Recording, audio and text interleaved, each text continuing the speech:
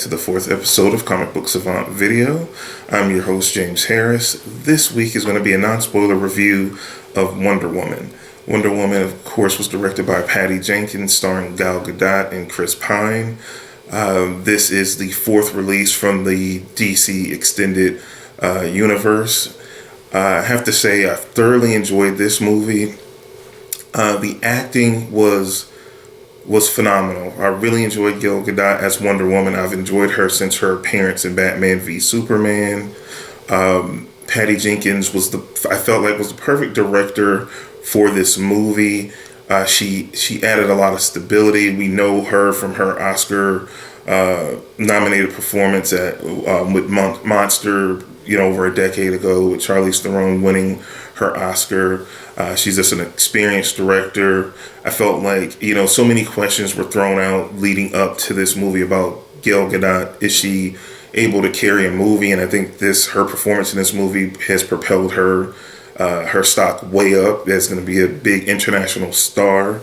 Will she win any Oscars? No, but Patty Jenkins' direction, I felt like, protected her and allowed her to shine within reason. And I think Gil will get better in this, in being in a starring role and more prominent roles to come with this movie. We're seeing a birth of a new female star with this movie. Her chemistry with Chris Pine was wonderful. The supporting cast, as far as Robin Wright, Connie Nielsen, she was surrounded by wonderful actors all the way around.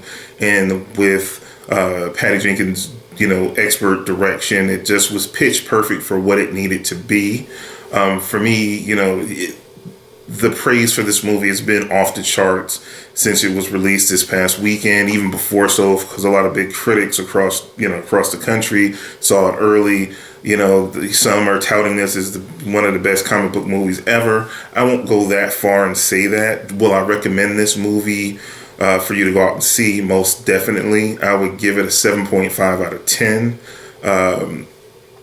This movie is not without flaws, but it's a solid movie and it's an enjoyable movie. My preference, I think, out of the DC Extended Universe movies, Man of Steel is still my favorite, but I feel like this movie at this point in time was what Warner Brothers and DC Films needed. It stabled the ship, and I think it calmed people down coming off Batman v Superman and kind of gathering people back on the side of DC to at least let us catch our breaths. It got some critical acclaim. They've all made money, and I think that's the biggest misconception with the DC Extended Universe films is that these movies were failures. They weren't failures. Did they make the money that some of Marvel's most recent movies have?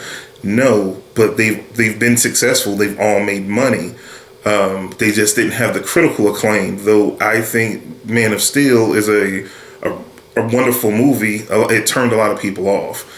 I think this movie, not to me, in my personal opinion, is not better than Man of Steel, but it is what they needed, and it's a great movie.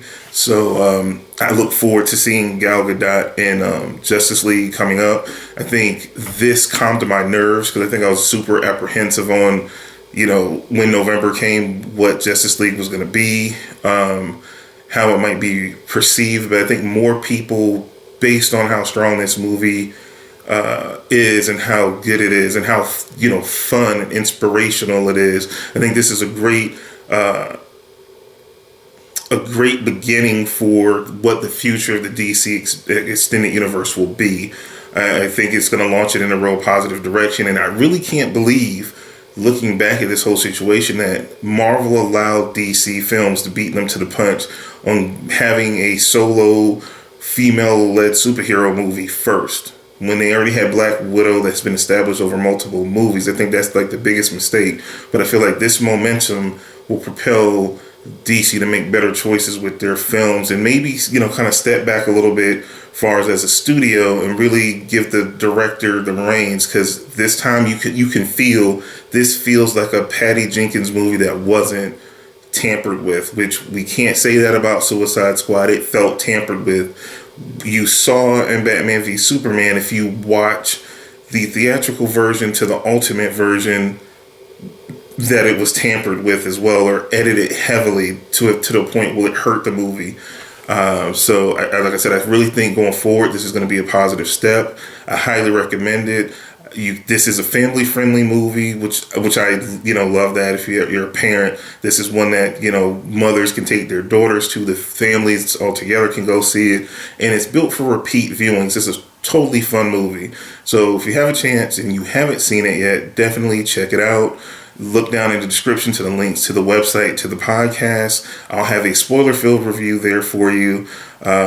So definitely check that out. That's all I have for you guys this week. I'll see you again next week for another episode of Comic Book Savant Video. You guys take care.